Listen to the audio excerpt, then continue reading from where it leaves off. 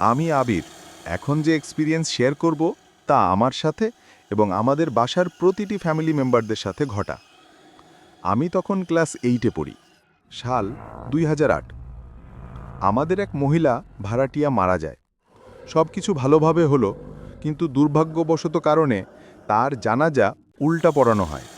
মানে যেদিকে পা থাকবে সেদিকে বসানো হয়েছিল মাথা। পরে ব্যাপারটা বুঝতে পারলে ভুলভাবেই কবর দেয়া হয়। কবরটি দেয়া হয় তার শ্বশুরবাড়ি, খুলনার খালিশপুর নামক জায়গার কোথাও। আর এখানেই কাহিনী শুরু। ওই দিন রাতেই তার স্বামী টয়লেটে যায় এবং সেই মুহূর্তে কারেন্ট চলে যায়। 10-15 মিনিটের ভেতর তার বউয়ের গলায় কেউ একজন বলে, মোমটা নাও। সে ভয়ে সেন্সলেস হয়ে যায়। এইভাবে চলে কিছুদিন, কিন্তু এতে ভয় আরও বেড়ে যায়। হুজুর বলে, আপনারা লাশটা তুলে গোসল করিয়ে আবার জানাজা পড়ান। তখন কেবল 8 দিন সে মারা গেছে।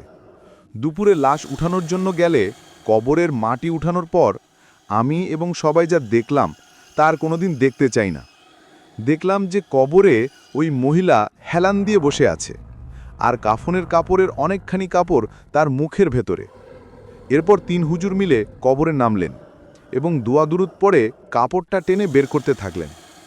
একসময় কাপড়টা বের হয়ে আসলে মহিলার লাশটি শুয়ে পড়ে। তাকে আবার গোসল করানো হয় এবং জানাজা করানো হয়।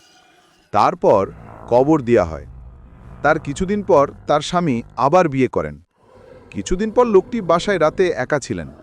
পরদিন সকালে তাকে আর পাওয়া যায়নি। পরে পাওয়া যায় বাসা থেকে 1 কিলোমিটার দূরে। তাকে জিজ্ঞাসা করলে তিনি বলেন যে রাতে তার বউয়ের মতো এক মহিলা তাকে ডেকে নিয়ে যায় এবং তাকে বিয়ে করার কথা বলে। লোকটা আবার বিয়ে করেছে সেই কারণে থাপ্পড় দেয়। সেই থাপ্পড়ের দাগটা স্পষ্ট দেখেছি আমরা। তার 2 দিন পর লোকটি মারা যায়, কিন্তু এখনও তাকে আমাদের বাসার আশেপাশে কাঁদতে দেখা যায়।